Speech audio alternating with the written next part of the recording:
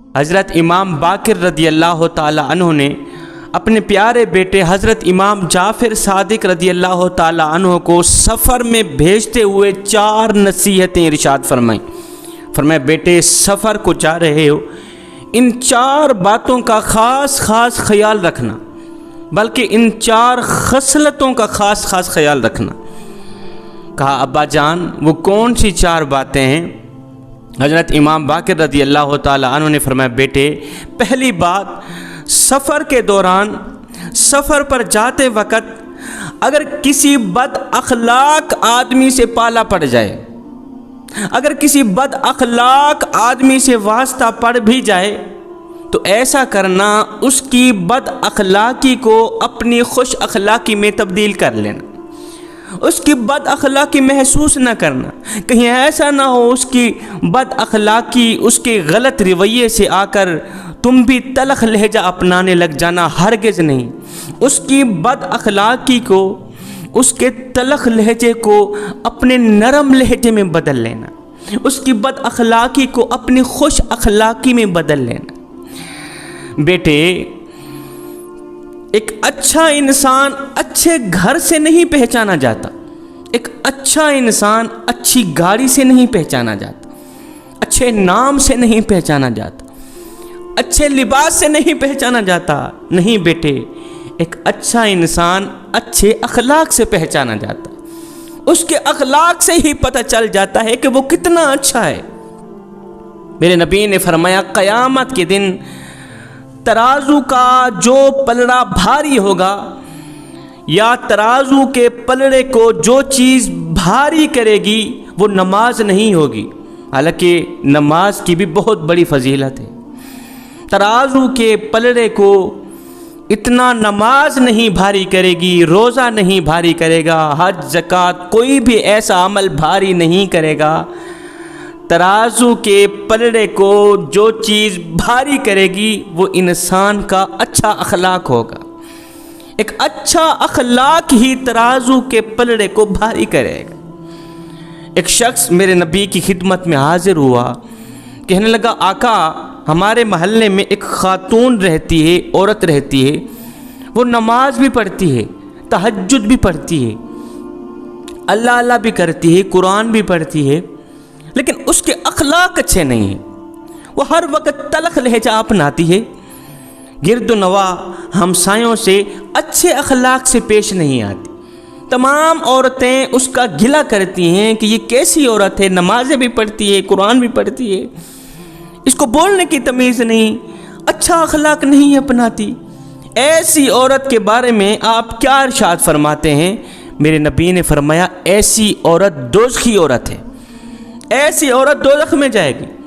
کہا آقا وہ نماز بھی پڑھتی ہے، وہ روزہ بھی رکھتی ہے، وہ تہجد بھی پڑھتی ہے۔ فرمایا سب کچھ کرتی ہے، اگر وہ اچھا اخلاق نہیں اپناتی تو اس کا کوئی بھی عمل کام نہیں آئے گا۔ یہ جو بد اخلاقی ہے نا، یہ اس کی تمام نیکیوں کو کھا جائے گی۔ بد اخلاقی، نماز جیسی نیکی کو، قرآن جیسی نیکی کو، ہر نیک کام جیسی نیکی کو یہ بد اخلاقی کھا جاتی۔ بد اخلاقی تمہاری نیکیوں کو اس طرح کھاتی ہے جس طرح آگ لکڑیوں کو کھاتی ہے۔ ایک گنہگار شخص تھا، بدکار تھا، ساری زندگی اس نے آوارگی میں گزار دی، وہ فوت ہو گیا۔ جب اس کی قبر کھودنے لگے، اسے تدفین کرنے لگے تو لوگوں نے دیکھا قبر میں نور ہی نور تھا، ایسے لگتا تھا کہ جنت کی تمام کھڑکیاں کھول دی گئیں۔ اس کی تدفین کی گئی۔ کافی عرصہ بعد وہاں کے ایک بزرگ نے، درویش اللہ والے نے خواب میں دیکھا کہ وہ گنہگار شخص جنت میں ٹہل رہا، جنت کی وادیوں میں گھوم پھر رہا۔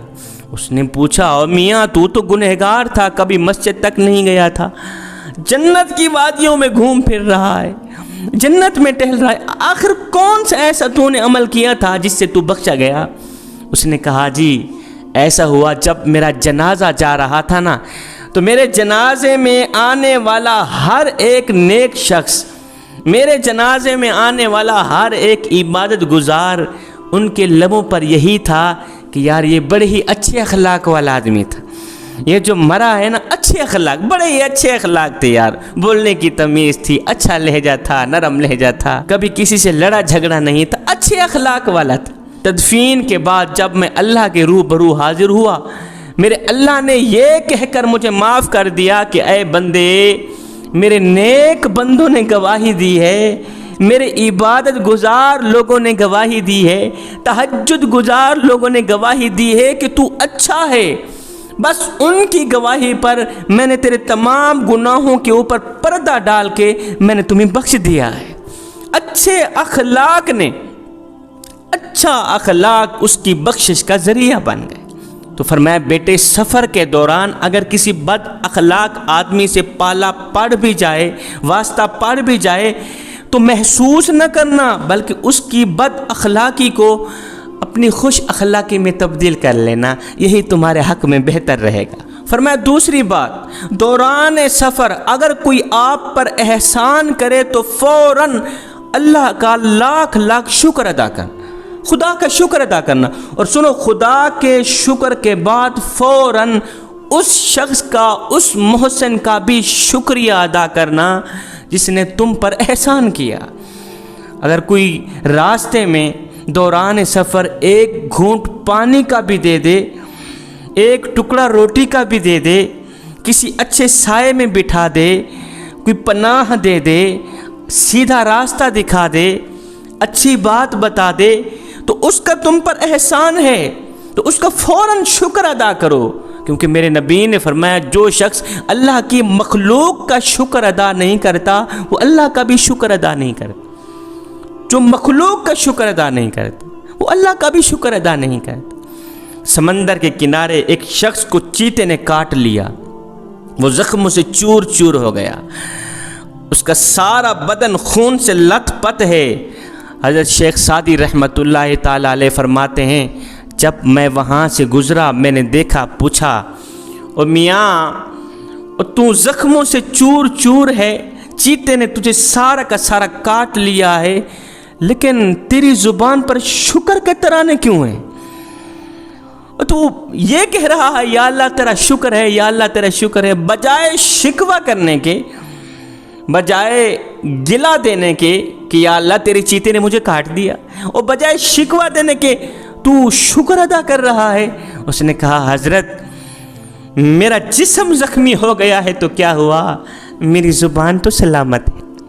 اللہ اکبر، جب تک یہ زبان سلامت رہے گی شکر کے ترانے گاتی رہے گی، میں اللہ کا شکر ادا کرتا رہوں گا۔